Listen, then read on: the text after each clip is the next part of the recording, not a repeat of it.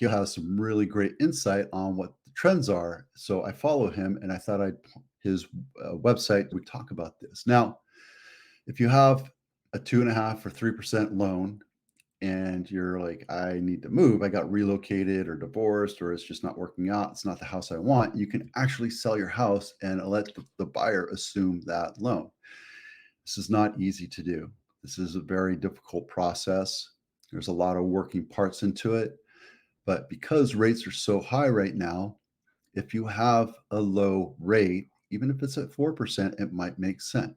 Let's say you buy a $1 million house and now it's worth 1.5 and you have a $1 million loan on it. The buyer's going to buy it at 500. They can assume that $1 million loan at 3% and get the new rate for the difference, which is $500,000. We're not talking down payment or whatever, just using round numbers. And that's 7. And then they come together with a blended rate, which is closer to 4.5, 5%, depending, right? There's a little math computation onto that. Rates are going to come down, probably will starting March, but right now we're seeing the markets tick up.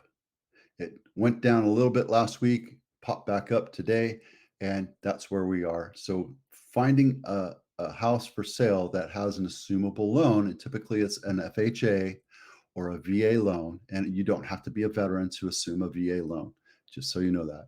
I do talks about VA loans at San Jose State every quarter semester, and I should know. I went there.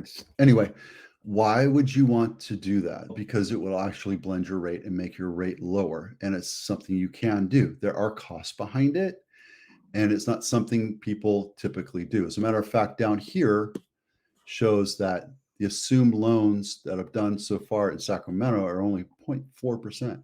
Conventional is the standard 80-20 loan, and then cash, and then FHA, VHA. These are assumable right here.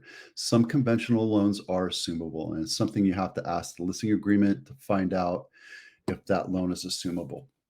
And what has to happen is the seller has to call the lending company and say, hey, is this loan assumable, and what is the process? And then we have to follow that. So this is a sample of homes that are sold with an assumed loan. So it's not impossible, it's just difficult. But that's what we get paid to do. We get paid to work through that, right? And I've never done an assumed loan, just so you know. And I'll admit it to you all day long. It's something that I'm willing to do and learn, but it will cost a little bit more money, just so you know. So understand that assumable loans are out there. If you're a buyer and you want to look at something like that, it's something that we can discuss with the seller, and it's on a case-by-case business. You can't, or case-by-case potential, right? So there you go. It's something that we can talk about.